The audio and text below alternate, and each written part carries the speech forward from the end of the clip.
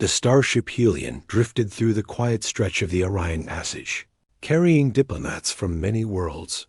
Among them was a single human named Leo, a communications specialist chosen not for rank, but for his calm nature. He was young compared to the veterans around him, yet he carried a patient confidence that made others lower their guard. Most aliens found humans unpredictable, but Leo carried himself with gentle steadiness that drew attention even in silence. The Helion was hosting the royal delegation from the planet Elinder, known across the sectors for beauty and grace. Leading that delegation was Queen Elira, a figure celebrated across her empire for her serene presence and luminous appearance. Her people resembled humans in shape, but their skin carried a soft silver glow and their eyes shimmered like liquid crystal. Elira ruled with a calm voice and thoughtful heart. Yet she kept herself distant from species she did not understand fully. Humans were among those she avoided, for their scent was rumored to be too strong for Elinder senses. Elira believed she had no reason to interact closely with a human. Yet fate had a habit of bending plans. During the second day of their diplomatic voyage, the translation systems began to malfunction. Conversations across the ship were breaking into static, causing frustration among the ambassadors. Leo was summoned to the main hall because he was one of the few who understood both human and Elinder signal patterns. He entered quietly, unaware that the queen herself was nearby. Elira stood at the center of the hall, surrounded by ministers and guards.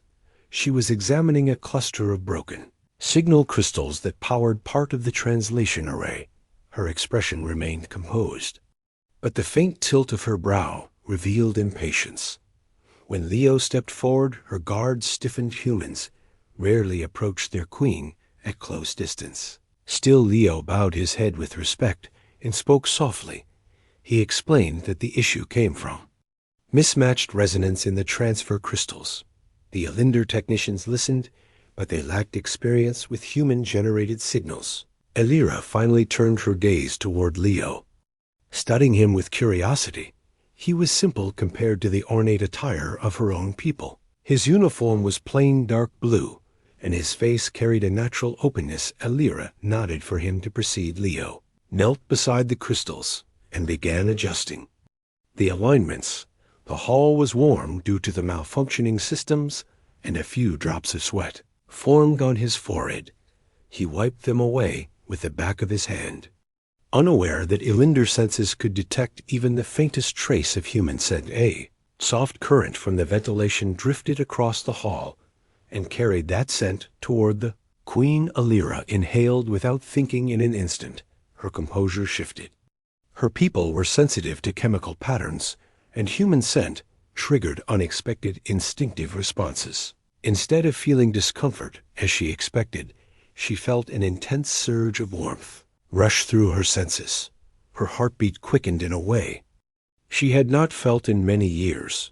She tried to steady herself, but the effect only deepened as she watched Leo continue his work. She stepped back slightly, and one of her guards asked if she was feeling unwell.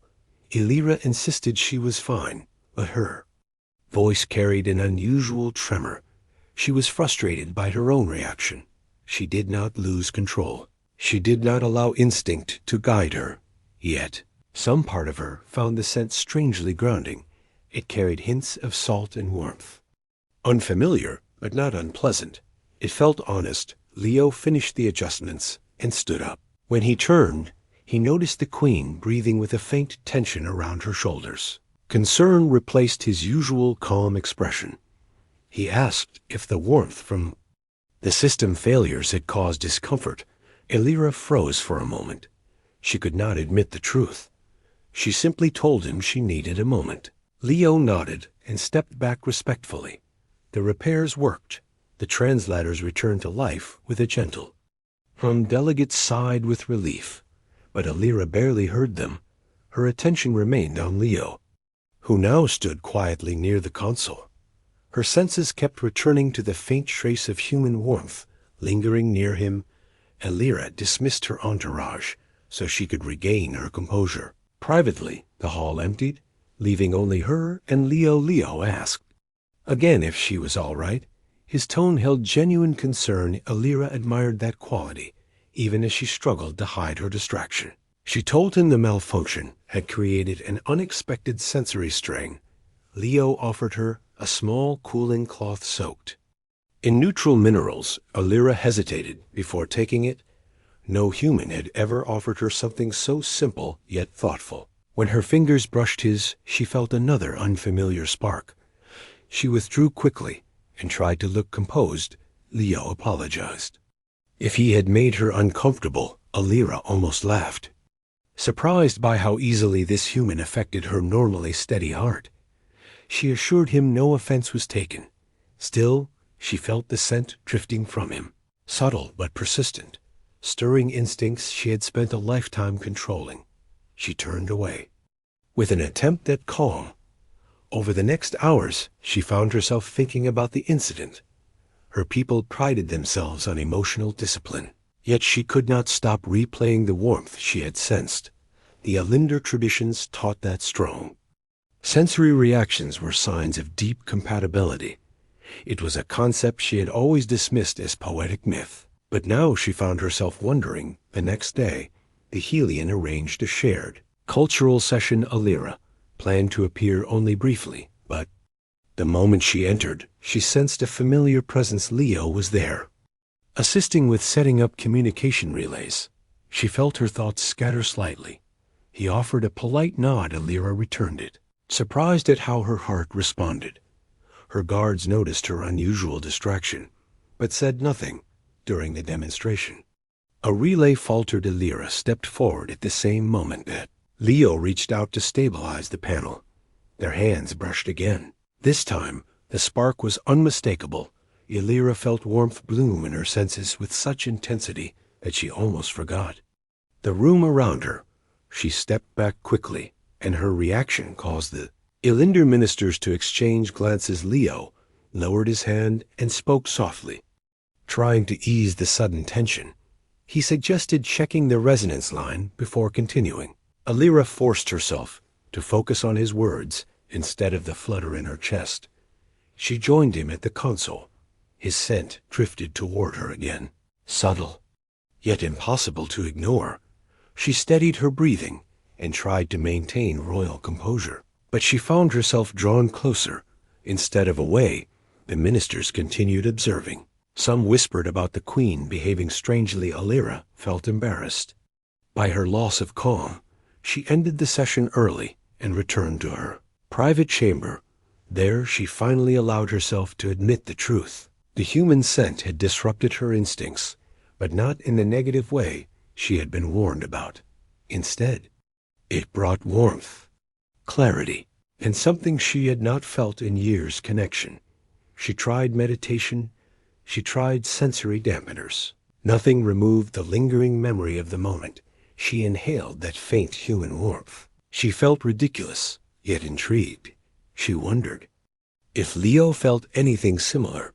Humans did not share Elinder's sensory instincts, but they were known for forming bonds quickly. Still, she had no right to assume. On the third day, the ship held a strategic briefing. Alira attended with full composure. She promised herself she would maintain distance, but when Leo entered the control room, her thoughts betrayed her again. He did not approach her directly. He simply offered updates on communication repairs. Yet every time he spoke, she felt that same sense of grounded calm, a sense she had missed in her responsibilities as ruler. When the briefing ended, she approached him with a collected but softer tone. She asked if humans experienced similar sensory reactions when near other species. Leo admitted that humans sometimes responded instinctively to others, but in less intense ways. He asked why she was curious. Alira hesitated. She considered telling the truth. She chose caution instead. She simply told him she had encountered an unexpected reaction and was trying to understand it. Leo nodded gently and offered to assist if she needed further study of sensory patterns. His respectful tone eased her embarrassment. She felt a sense of trust forming. She had met countless diplomats, but none carried such natural kindness. It was a trait her people valued deeply. She invited him to join her in the observation chamber later for a discussion about cross-species communication. Leo accepted respectfully. Her guards raised brows, but she knew she was still in control. When evening came, they met in the chamber overlooking the nebula. The room was dim and quiet. The soft colors of distant stars cast gentle reflections across the glass. Leo arrived with data on signal harmonics. Elira arrived with steady but uncertain thoughts. As they discussed communication patterns, she found herself drifting from the topic as her senses picked up the faint warmth near him again. She finally asked if the temperature was comfortable for him. Leo admitted. The room was slightly warm, but manageable. Elira realized the warmth might cause him to sweat again. Her pulse quickened at the thought. She chided herself silently. A queen should not be undone by something so simple, yet the memory refused to fade. A moment later, the environmental controls released a small wave of warm air to adjust balance. Leo brushed his forehead lightly. Elira felt her breath catch before she could stop it. That small trace of human warmth reached her again, more vivid. Then before she turned away and gripped the edge of the table gently, Leo noticed immediately. He asked if she wished to reduce the temperature. Elira steadied herself before a